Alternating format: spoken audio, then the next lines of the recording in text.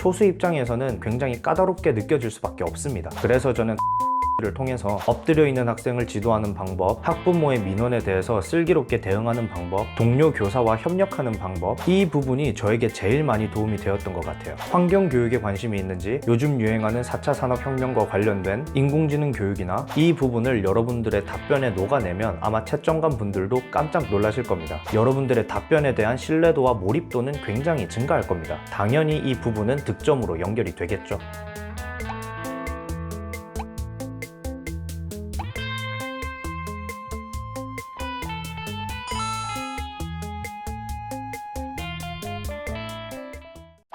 안녕하세요, 곰쌤입니다. 1차 시험이 끝나면 곧바로 2차 시험을 준비하게 되죠. 2차는 1차에 비해서 준비할 수 있는 시간이 짧고 하면 할수록 자동화가 가능한 부분이기 때문에 초수와 재수, 재수와 삼수 이상의 격차가 가장 크게 벌어지는 부분이기도 합니다. 저 역시도 초수의 입장에서 어떻게 하면 남은 시간 동안 최대한 효율적으로 준비를 해서 그 격차를 줄일 수 있을까 고민을 많이 했는데요. 오늘은 제가 심층 면접을 어떻게 효율적으로 준비를 했는지, 어떤 부분을 중점적으로 준비를 했는지 알려드리도록 하겠습니다.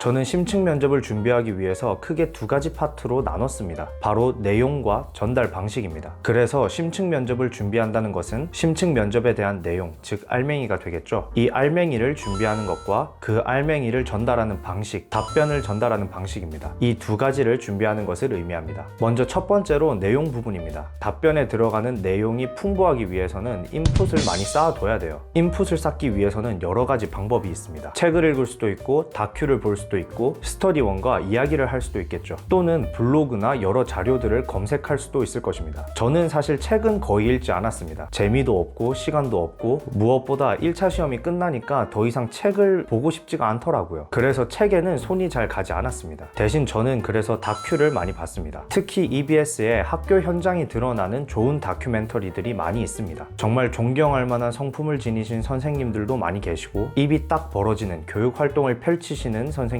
또는 자신이 더 발전하기 위해서 자신의 부족한 점을 찾으시고 이를 개선하려고 노력하시는 선생님들, 이 모든 부분이 심층 면접에 대한 인풋이 될 수가 있습니다. 특히나 초수 입장에서는 학교 현장에 대한 실전 경험이 없는 경우가 거의 대부분입니다. 그런데 심층 면접 문제는 실제 학교 현장에서 벌어지는 여러 가지 갈등 상황들을 주제로 출제가 되죠. 그래서 당연히 학교 현장에 대해서 물어보는 심층 문제에 대해서는 초수 입장에서는 굉장히 까다롭게 느껴질 수밖에 없습니다. 그래서 저는 다큐멘터리를 통해서 학교 현장의 분위기나 모습을 간접적으로 체험을 하려고 했던 것이죠. 실제로 이 다큐멘터리의 내용들은 정말 저에게 유용한 인풋이 되기도 했습니다. 저는 이 다큐멘터리를 이동하는 시간이나 스터디 중간에 쉬는 시간이나 자기 전이나 주말이나 부담 없는 시간대에 자투리 시간을 활용하는 격으로 핸드폰에 저장해서 틈틈이 많이 봤던 것 같습니다. 그런데 다큐멘터리의 양도 꽤 많고, 저는 또 성격이 급한 편이라서 대부분 1.5배속에서 2배속으로 하루에 5개에서 많게는 10개까지 한 일주일 정도 동안은 다큐멘터리를 집중적으로 보는 그런 시기를 가졌던 것 같아요. 그런데 정말 감동도 있고 재미도 있어서 정말 시간 가는 줄 모르고 그렇게 계속 즐겁게 봤던 것 같습니다. 이렇게 다큐멘터리를 보니까 심층 면접 준비도 당연히 되지만 교직에 대한 꿈도 더 커져서 저에게 더 큰 동기부여가 됐던 것 같습니다. 초반에는 이렇게 다큐멘터리를 통해서 전반적인 인풋을 쌓고, 중후반부부터는 스터디원들과 토의 토론을 정말 많이 했습니다. 기본적으로 매일 1시간 반에서 2시간 정도는 심층 면접 문제에 대해서 최선의 아이디어를 떠올리는 브레인스토밍격 토의를 정말 많이 했던 것 같아요. 엎드려 있는 학생을 지도하는 방법, 학부모의 민원에 대해서 슬기롭게 대응하는 방법, 학생 간 갈등을 중재하는 방법, 동료 교사와 협력하는 방법,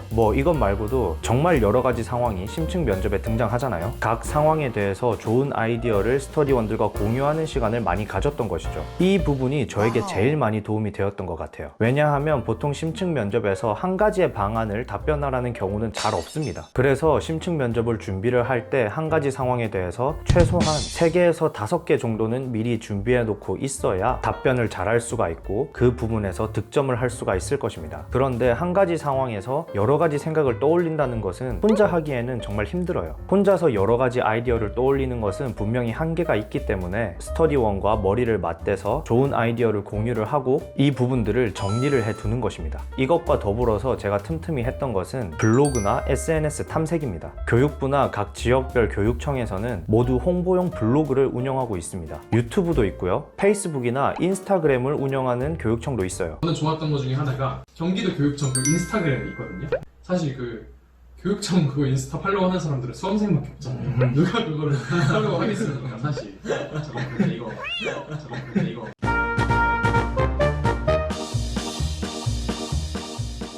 저는 심지어 현직이 되어서도 종종 찾아보곤 하는데요. 심층 면접을 준비할 때도 정말 큰 도움이 되니까 꼭 이웃 추가나 팔로우나 구독을 하시길 바라겠습니다. 각 교육청 SNS는 모두 대중 홍보용이기 때문에 일반인도 쉽게 이해할 수 있도록 카드 뉴스 형식으로 만들어져 있고 요즘 트렌드에 맞게 공을 많이 들여서 보고 있기에도 지루하지 않습니다. 실제로 블로그 포스팅이나 유튜브에 올라오는 영상 컨텐츠들만 봐도 생각보다 퀄리티가 좋아서 깜짝 놀라는 경우가 많이 있어요. 아무튼 이렇게 교육청 SNS를 활용할 때 그냥 활용하는 것보다 어떤 부분에 중점을 맞춰서 활용을 해야 되는지 미리 알고 있으면 더 효율적으로 심층 면접을 준비할 수가 있겠죠. 그래서 이렇게 교육청 SNS를 활용할 때 여러분들이 중점적으로 보셔야 될 부분은 크게 두 가지가 있습니다. 첫 번째는 현재 교육청이 어디에 초점을 맞추고 중점적으로 교육 사업을 벌이고 있는가. 두 번째는 실제 학교에서는 어떤 구체적인 교육 활동이 벌어지고 있는가. 이 두 가지를 중점적으로 보셔야 됩니다. 그래서 해당 지역 교육청이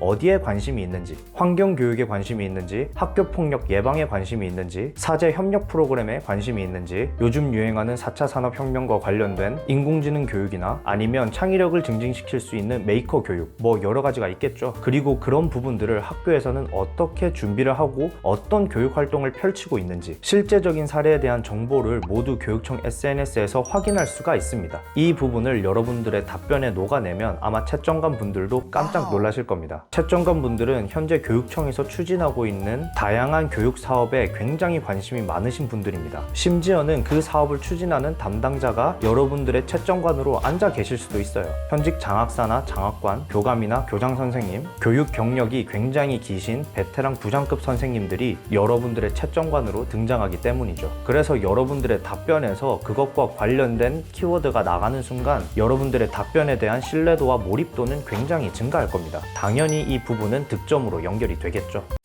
여기까지가 제가 심층 면접을 준비하기 위해서 알맹이를 만드는 방법, 즉 인풋을 쌓는 팁이었고요. 다음 편에서는 이렇게 인풋을 쌓았으면 어떤 방식으로 전달을 할지, 답변을 어떻게 구성하고 어떻게 자신감 있고 여유로운 태도로 이야기를 할 수가 있을지 그 전달 방법에 대해서 다뤄보도록 하겠습니다.